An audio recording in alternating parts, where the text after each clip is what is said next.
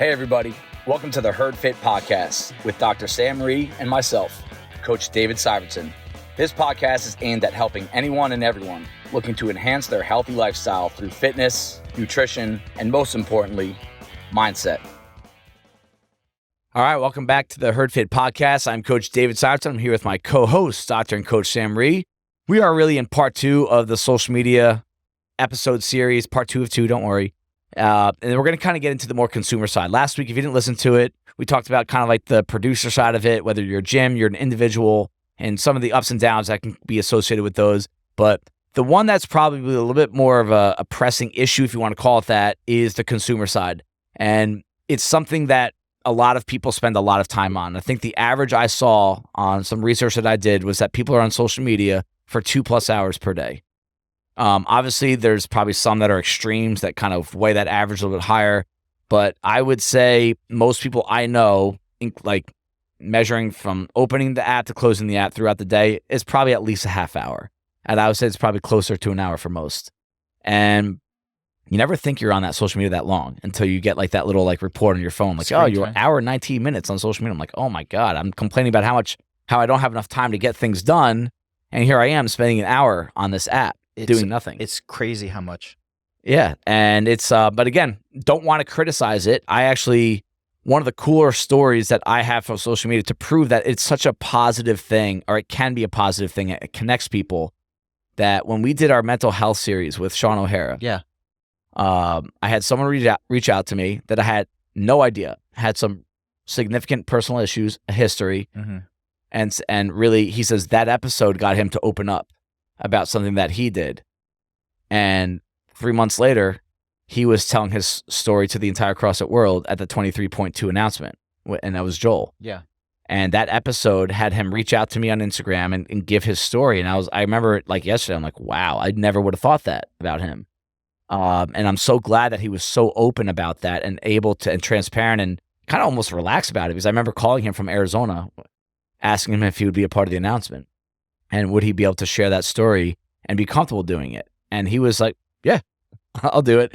And like that to me, like those kind of things happen on social media that are so behind the scenes that it creates a sense of comfort for a lot of people and ability to broadcast that story. And so I want to get into the consumer side, knowing that it is a good thing and we all use it. Most of you that are listening to it use it, and some more than others, and some weigh it more than others. The dangers, though, come from, in my opinion, what we take in more than what we put out on social media, because we get into this comparison. Again, a couple weeks ago, we had Sasha on talking about staying in your lane. It's such a great piece of advice for life. You know, when you're working on something, like stay in your lane, focus on you. Don't get too caught up in what others are doing. But when you're on social media, I've always kind of used this as a funny thing with Ash. She's like, we need to go away. We need to go on a vacation. I'm like, we were just away like 5 months ago or 8 months ago. Like Ash's parents didn't go on a vacation for 7 years, because of, a lot of different reasons. But, like we don't need to go away every 4 months. But one of the reasons that, and I laugh about this, is when you are on social media, at some point, somebody is away. Of course. Every single time you're on social media, like, oh, so-and-so's in Greece, so-and-so's in down the shore, so-and-so's in Nantucket, so-and-so's in, Africa, and that's something that if you're not cognizant of it, it's different people almost every single time that you see your way, you start feeling like, what? I need to go away. Like, I'm unlucky. Like, we need to like find a time to get off of work and go on a nice trip somewhere. And you could feel that way about CrossFit, like you scroll through a lot of videos and people are looking good and hitting lifts and hitting PRs. And it's like, why don't I look good? Why aren't I hitting PRs? I was going to say, to defend Ash, you probably say the same thing just about different things. Hey, honey, we need to do this. And she's like, wait, where are you getting this from? We need to do this workout. Yeah, Why does Rich Froning always snatching 275? Because he's fitter than you, Dave. Shut up. But it's something that can really weigh someone down without realizing. And it's like a slow drip where, eventually that cup fills up of stress, mental health issues, but it happened like one post at a time, one day at a time, 1 minute at a time. So I want to get into kind of like the CrossFit side of being a consumer on social media? Again, a lot of good, some bad, something just to be cognizant of. Sam, you are a consumer on social media. I don't want to get into how many times on social media are you on there per day, but you're on it. You're essentially check it once a day, right? At least, right? At least. Whether you're at home, you're bored, you watch TV, you're going to the bathroom. Hopefully not when you're driving, right? What's something that you look for as a consumer on social media? On the CrossFit side, I would say I consume, I would say, a majority of my information about CrossFit through social media. I follow CrossFit Games, a lot of athletes, Morning Chalk Up, a lot of friends, and a lot of posts are about CrossFit. So, it can be super positive when I'm looking at Squat University and they're showing some sort of rehab movement, or looking at watching hook grip where I'm seeing a bunch of people clean and jerk or do snatches, and I'm watching that slow-mo. Those are awesome. I sit there and the reason why I spend an hour, I'm watching 15 minutes of someone slowly snatching, and I'm like, I can do that. And then they show it in real time. I'm like, oh, wait, okay, that's really fast. That's not fast forward mode, by the way. I can't do that. But so there are so many positive aspects for consuming social media as a CrossFit person, like as an athlete, as a coach, which I really, really, really enjoy. Yeah. I think the problems can lie in when I start comparing myself to other people on CrossFit, in CrossFit. And I think that can be really a problem. And I think there's no doubt when I first started, I did that a lot. And it's really hard. I think if you look at what other people are doing, like you said, and not focusing on what you're doing, you can get off into the weeds. It's like, oh, you know what? I'm going to try that weight. And then guess what happens? Like, F up my shoulder. Yep. Or, I'm going to do more volume because this guy keeps doing, like, look how many times he's working out. Like, all right, I'm going to have to up it, and then like mess myself up. Like that happens all the time. Yeah, that's one of my low points with social media, that I'm not happy that I admit this, but especially when I'm nearing competition, whether it's Legends, the Open, the quarterfinals, semifinals, I spend way too much time seeing what other people, what they're doing with their training. Some of it I look for ideas, like, hey, what is that guy working on? Like, he's not that strong, but he snatches 20 more pounds. Like, what's his movement like? But more often than not, it's like I'm trying to check in on what other guys are doing, and I know better than that, but I still do it. I still struggle with that now because I used to train more than I do now. Just volume, handling, schedule, life, right? It's changed a little bit. And then I get like, oh, he doesn't have a kid. Oh, he doesn't have a gym. He doesn't own a gym. He doesn't coach the early morning classes. But it's never a positive result. Like I never walk out of that kind of like checking on what a few other guys are doing and with a positive mindset. And so I should stop doing it, and I need to be better about that. But it ties back into like that vacation talk. There's always going to be a lot of people out there doing more than you, whether it's performance, volume, both. And I can tell you this as a competitor and someone that has coached competitors and someone that pays attention to the sport, that matters less than you think, like how much someone's doing. And as the consumer, you forget to realize that 98% of CrossFit is highlights only. Very, very rarely is someone putting up there a workout of them failing lifts, unless there's like a message behind it. Like, what's the last video? It's always someone hitting the lift, right? Mm-hmm. So I've had so many workouts where I'm like, just wasn't feeling it, fell off pace, tripping up on like sets of 15 double unders. You know, my pecs start to hurt on ring. Like, you don't post that stuff. No, I just post the muscle up days, you know, and like the lifting days. So as a consumer, you need to know that it's a highlight only type business. I was just thinking at this point, it's not only just what I'm consuming, because I bet you a lot of people are like, you know what, I don't actually feel that awful consuming social media. It's entertaining, blah, blah, blah. And yes, I don't necessarily always feel badly. Like a lot of my accounts I follow are CrossFit memes where, you know, they're funny. It's like the dog that looks all like scraggly, and it's like 5 a.m. athlete. And then it's like the nice looking dog at like 4 p.m. is like 4 p.m. athlete. Like, so I follow a lot of funny stuff, or people messing up on box jumps or something. But the absolute time spent is really what the issue is. Like, I was just thinking, I spend way more time, even if I'm not necessarily feeling bad, just wasting my time. And a lot of it, honestly, is like before I go to bed. Right. So it's really, it's not only am I wasting time, I'm messing up my sleep time. Absolutely. So I challenge people to say, listen, designate 30 minutes or 15 minutes once a day or twice a day and say, this is where I'm, because you're like, yeah, but I am learning stuff. I'm watching Hook Grip or whatever. It's like, yeah, but do you really need to watch that right now? Like if you want to do that, then schedule that time in saying, okay, I'm going to study like clean and jerk technique or something like that. And I found the danger of like, oh no, I'm reading, educational piece on snatching and pistols or something like that, or flexibility, mobility.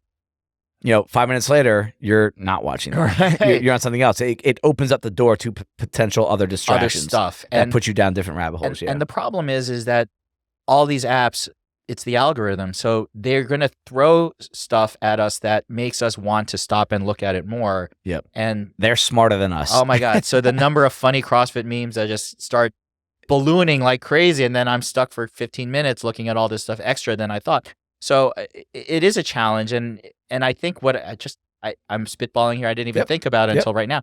I'm going to set a timer, and I'm going to be like, all right, 10 or 12 minutes in the morning, 10 or 12 at night.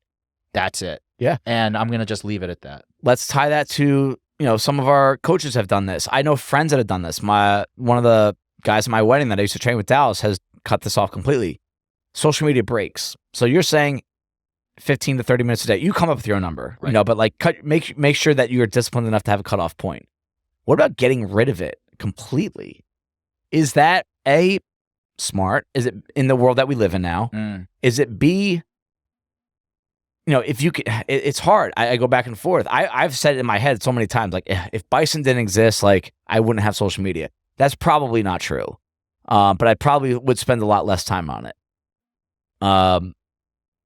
Should someone, if they're really unable to control those 15 minutes, 30 minutes, the time before bed, is there value in like taking a break, right? We've had people say, hey, I'm taking a break for 2 weeks, a week, an hour, like the rest of the day. Is there any value in that? Absolutely. But I have a feeling that a lot of people are not willing or wanting to do it. I'm thinking about everyone else's that I know of social media consumption. Like, I think some of the issues with social media is that when people start picking at things, I will hear people say like, well, did you notice that last post? Like so-and-so wasn't in that post. Why is that? Yeah. Or, like stuff like that. It's so true. Like they just pick up little things out of social media, like, and you're like, oh, and so it's that type of social media consumption which bothers me. Yep. Because people are like looking at this stuff and then commenting, creating narratives and stories without knowing the facts. Right, which is what gossip is, which is what we talked about. It's dangerous. In the past on this podcast. And so I think it would shut off a huge amount of social contact, but then also the thing that drives people, which is like allowing them to sort of speculate and see what people are doing. I mean, a lot of it, most of it is positive, and people are like, "Oh, that's so nice!" Like they did this or that, but like all it takes like that one conversation, that one interaction. Yeah, I'll admit something that back before I had it, we're actually working on having this guy come on with our podcast. I'm working on Dan Dodd to come on and talk about some strength stuff and Olympic lifting stuff. And Dan and I didn't really have a relationship, like a steady one, until 2018. I came onto the Coliseum team. But prior to that, Dan was a guy that I knew of, incredibly strong. And it's still like, he's like, you'll see when we have him on. He's like, not strong, he's next level strong. Well, he competes nationally. Yeah, he's like, well, he was on Hook Grip. Hook Grip did a video on him. Oh, no way. Yeah. So I'll send it to him. I'll send it to you. So you could spend 15 minutes watching. That'll be my 15 minutes of my day tomorrow. But before I had social media and before I knew Dan, he was one of the first people that I knew that made posts about himself lifting. He was always lifting because that's what he was best at. And early on in Dan's CrossFit competing career, he was the lifter that wasn't very good at everything else. And then he worked his ass off and got really good at muscle ups and engine. And But I remember as a consumer, I used to judge him. I used to call him cocky. I used to say like, oh, he's only posting videos of himself working out, or not say it, think it, right? I never really had conversations about him with any other people. And here I am 7 years later, posting my pictures and videos of myself working out. We just talked about that last week. And I think you have to be aware of certain things that when you consume and you don't know the full story or why someone's doing it, it's really hard it's hard, but you should be able to just shut off the judgment stick. Now, am I perfect? Are you perfect? No. Is anyone ever going to be perfect? But I think it's something every now and then you have one piece of control over a situation like this. If you follow an account as a consumer and all it does is kind of piss you off, what can you do, Sam? Just turn it off. Unfollow it. Yeah. Don't look at it. My question to everyone that consumes social media, that if you are following someone or an account or a business that makes you angry or stressed or, oh, this is so stupid, why the hell do you follow it? To me, if you follow something or someone on social media, you support it. That, like, when you click that follow button, you are saying, I support you. So if you're still following someone that, and we're going to keep this in the fitness landscape, and it pisses you off when you see stuff, or, you know, you want to be like negative about it, I think instead of saying, oh, that person should stop, I think you need to stop. I think the consumer needs to take the control and say, hey, I'll unfollow. I've unfollowed so many accounts over the past couple of years, and I don't tell anyone about it. I don't announce it. It's just, it's stuff I don't want to see. We've been in business for 10 years as a gym owner. There have been a couple of gyms that I haven't had great relationships with. I don't follow them on Instagram because I don't want to see their stuff. And that's the end. It's out of sight, out of mind. But if I followed it just so I can watch that car accident, so I can rubberneck a little bit and just every now and then check in, that's a bad job by me.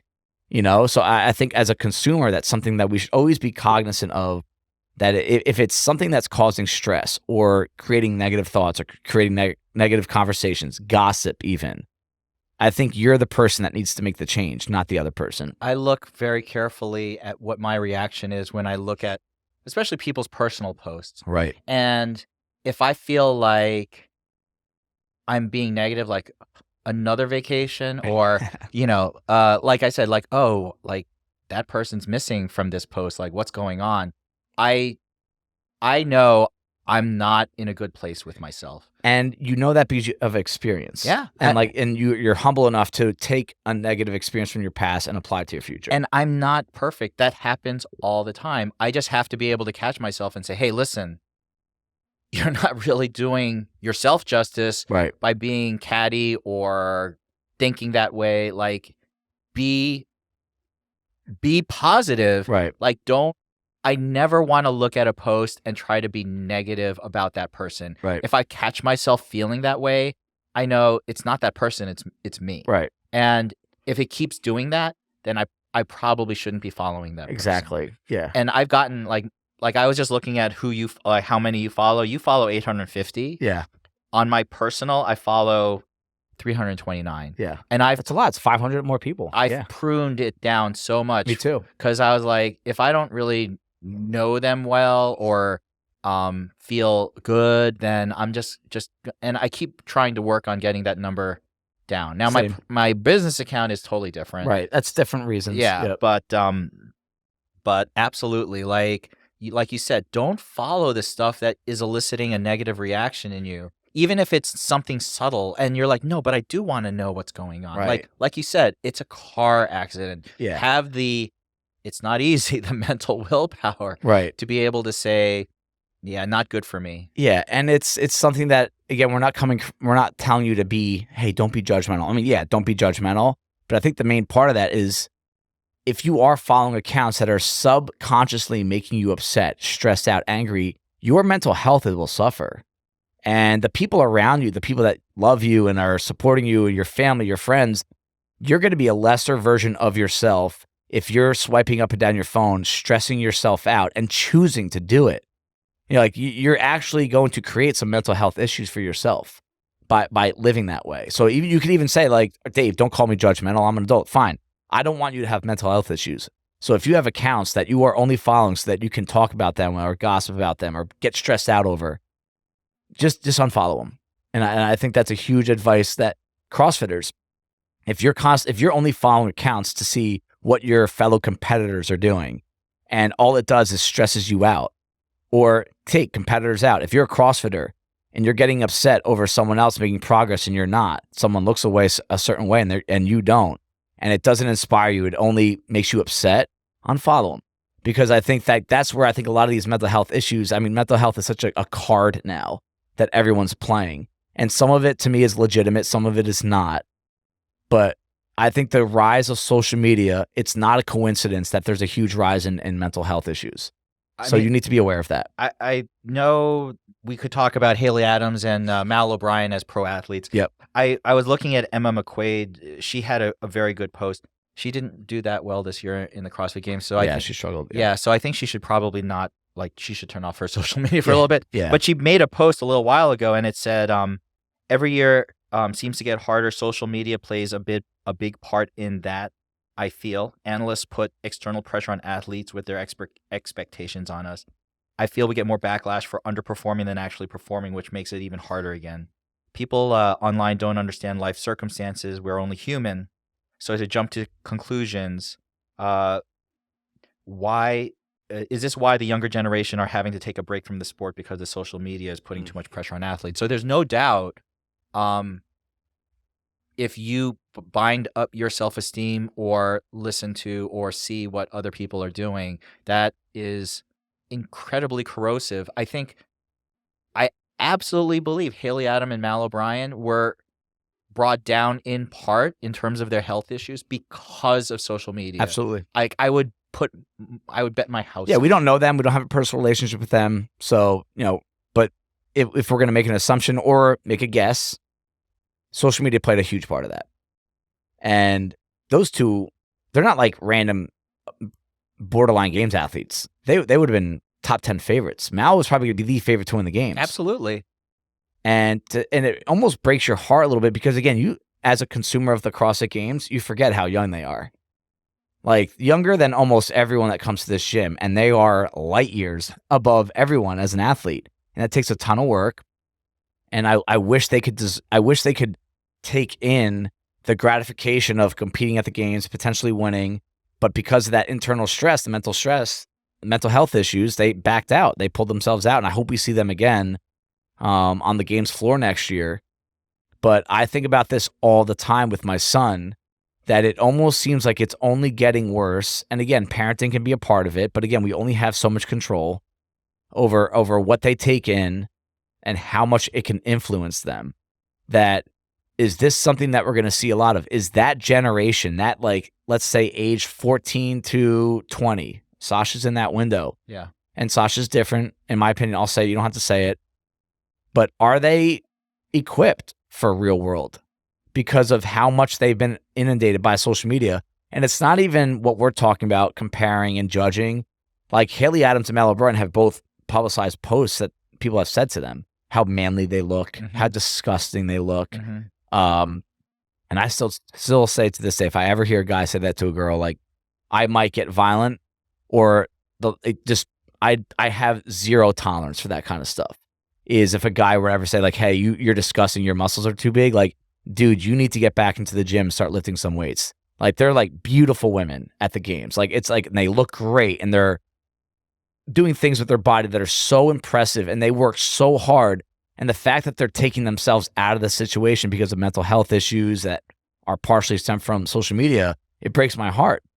And it makes me worried that there's probably a lot of other people dealing with the same struggles they are, but they're not brave enough to walk away from something. They're just going to keep taking those punches. I mean, don't we look at our own bodies? I know I do. And I look at what people look like on social media. Yeah. And that influences the way I perceive myself or others. Yep. For sure. Absolutely. Every day. Yeah. Every day. Yep. And I see other people coming in my business in plastic surgery exactly the same way. And it blows my mind. Yeah. When people don't really see that disconnect, saying this, and they will literally show me posts and I will be like, that's not even real. Do you not even realize that is not a real person? That has been digitally altered to an extent that you can't even, like, it's pretty obvious. Like, someone took some sort of like digital morph thing and just Right. like, Yep. like, threw their belly in and did all that. Like, and that is what is driving, both subtly and sometimes not so subtly, what we think of ourselves. And so, I don't like. I wish there was a way that we could help our athletes, our children, our friends to sort of see that, but we're affected by it just as much. Yeah. I mean, I'm sure you judge yourself as an athlete a lot by what you see other people on social media doing. Yep. And you can't help it. The only thing that you can really do in some ways is, I mean, you could try to divorce yourself from it, but is just recognize it and sort of work on addressing that in your own head. And honestly, I don't want to lose the benefits of being a social media consumer. I think there's enormous benefits from being a social media consumer. Like the laughs that I have on social media, our coaches even, like some of the stuff that we share each other, like cracks us up, but like it almost can like break the ice a little bit. Like some of the stuff like that other people, funny stories that other people make about their kids, their toddlers, and then like I'll do some stuff about Brock. And like you laugh, you go back and forth, you trade a couple texts back and forth, and you're back to normal. But like I don't want to lose those benefits. But I think what I can get better at, and what many people can, is just the discipline it takes to how much time you're spending on it, like we talked about, but an even deeper level of discipline of what is your mindset of when you are consuming this. Are you really letting this influence you? Do you not like someone because of what they ask on social media? Because one thing social media has done, right? It's turned everyone into like this like detective. Like, hey, I can figure out X, Y, and Z because I follow this person on social media. That's really dangerous, and it's usually not true. The amount of people that I have come up to me or in conversation have said, I'm good at reading people. I get a good read on people. And the amount of times that's not true is more often than not. But they think that because they read social media and they create these narratives in their head, it lacks humility. Because to me, humility is when you ask people questions. Is that how you get information? You should ask people questions to get information, not think about things. Like introverts, right? If all you do is just like listen to your own thoughts, are you so arrogant that you won't even take in other people's information about themselves because you think you figured it out already, because you saw a few Facebook posts, Instagram posts, and that person is like, again, arrogance. When I saw Dan Dodd was bragging about him lifting, that was arrogant of me because I never asked him a question. Hey, like, what's the deal? Like, why do you do that? And then him and I got closer over the years. We were on the same team with each other. We competed against each other, but now we're neighbors and like we have a pretty good relationship now. And I know Dan pretty well. I'm not saying down to the core. He doesn't have those bones in him. He's not a cocky individual. He's not into himself. Not any more into himself than I am about myself. So I'll say that. But that level of arrogance that I had prior to doing that is unacceptable. So to me, like I'm down this stage where like I need to make sure I don't make that mistake again. So if I'm on social media consuming something and my mindset is immediately negative or judgmental without asking that person questions or having all the information, that's where I think it takes discipline, but it is so doable that just to check yourself and be able to remove yourself from those initial thoughts. I don't think everyone's capable of doing it. It's hard to recognize that. It is. When you see that reaction in the moment. When you see that reaction in yourself. Right. Really hard. So I think that's kind of like a responsibility of being a consumer of social media. Let me ask you this really quick. Yeah. So when you get a notification, say, on your phone, do you get notifications about social media on your phone? Do you look at them like someone commented on your post or someone blah, blah, blah, blah, blah, blah? Like, does it ring? Does it ding? Like, no, I actually took that off. So I don't get any notifications on my, like, so when you're saying like my phone is like in a normal state, like yeah, nothing comes up on there. Okay. Whether it's a like, a comment, a message even. Yeah. And I did that because after a while, especially right after you make a post, like that's when most people will like something, right? And like, I don't like this, like watching a class, watching TV, spending time with Brock or Ash, and like seeing things appear on my phone. The only thing that really appears right now is a phone call or a text message. Like I don't like the emails I've taken off as well. Oh, really? Yeah. And again, it gets you too into like that's what Instagram does. They're smarter than us. Like if you're constantly getting these things like, oh, who commented? oh, I'm gonna 5 minutes later, I'm watching a guy this skydive off the GW bridge. Like what I just lost 5 minutes of my day, Yes. And then I'm gonna complain about not having enough time in a little bit, like Yes. that if you ever complain about not having time to do things, that's the first area we should look at as a consumer. Are you spending too much time on social media? And I guarantee it's more than you think. And, so that again, it takes a different level of less discipline. I think that's something that has come with social media, the growth, the surge of it is, and why it's causing issues, especially in teens and adolescents with mental health and some adults as well, is that it's such a good, beautiful thing that has connected so many people together. Like there are so many people that I'm connected to now that I would not be otherwise. Whether you think that's a good thing or bad thing is irrelevant. It's a fact that I'm connected to people through social media. Let me ask you this. Is it, now that you post a lot, Yeah. has that changed? Well, a lot is what? Once a week? Well, more than you used to. Right, yeah. You're a regular poster. You also post for your business and so forth. Right. Has that changed how you approach consuming media now that you post regularly? I consume less than I used to. I think the most I ever did was during the pandemic, which is probably the case for a lot of people. The research I did said that was the biggest surge in social media that we've ever seen was 2020. And since then, had a little bit of a rough time during and right after that. And that's when I just started like unfollowing accounts that I just don't care to see anymore or was causing negative thoughts in my head. And so do I perceive social media different after my personal and business growth in it? Yeah, because I'll tell you why I'm asking. Because once I was forced to post a lot or more than I normally did for my business, I looked at it, consuming it in a totally different light. Okay. Like I was just like, I don't want to spend that much time on social media anymore. Yeah. Because I was thinking about content.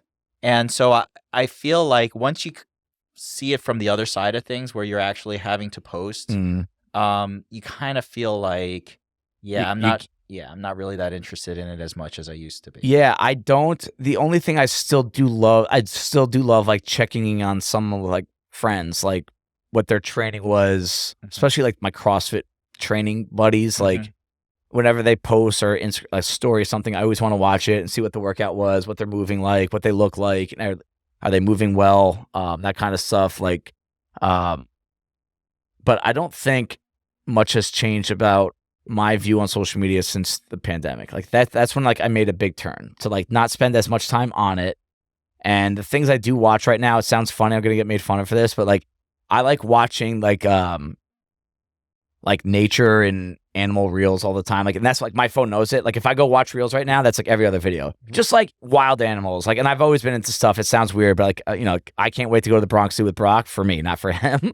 Like that kind of stuff. Like we're going to be doing that at some point. Wow, you become my father. Yeah, but it relaxes me. Like it actually does. Like I'll actually watch it for like 10, 15 minutes after I wake up sometimes. That has changed where like I'll actually seek something on my phone on social media to relax my mind a little bit. Like if I've had some like stressful days as a business owner, as an athlete that's been banged up over the past 7 months, that if I take like a midday nap and I get up or I can't fall asleep, I'll watch stuff like that. That sounds positive. Yeah, no, it is. It's a major positive. I don't feel like it's, so yeah, that's kind of like our spiel on consuming social media. I'm not sure if that's really meant to kind of help you guys out with it, but I do think getting these conversations going can generate a lot of internal dialogue and thought and breaking down why do you do what you do? And is there something that you can control and fix to improve your own mental health? Because I do think this thing that I have in my hand right now, my phone, I think it controls our mental health more than most people are willing to admit. Adults, kids, established, confident, not confident. And if you can see some of the red flags, kind of what we talked about in this episode, as a consumer, I think it could fix a lot of the issues that eventually show up either right now or further down the road. I would say 2 things for me coming away thinking about this is 1, how much time am I actually spending on it? And 2, how is it making me feel? How is each post, each look on anything? Like if it's making me feel positive and relaxed, like nature videos does for you, I'm okay. But if it's making me feel like, questioning or like wondering what the motives of someone is or feeling negative about somebody or not in my best place, then I know it, like you said, it's not the poster, like Dan Dodd, it's me that has to look at it and figure out like what's going on in my head. And I think that I'm never going to stop social media, but I am going to look at what it's bringing out in me very, very, very critically. Yeah. I think it'd be very smart if you guys can just emotionally handle checking back on like what was your mindset after watching that little splurge you did on social media. Like, what did you do after? Did you immediately text someone and start gossiping? Well, hey, red flag.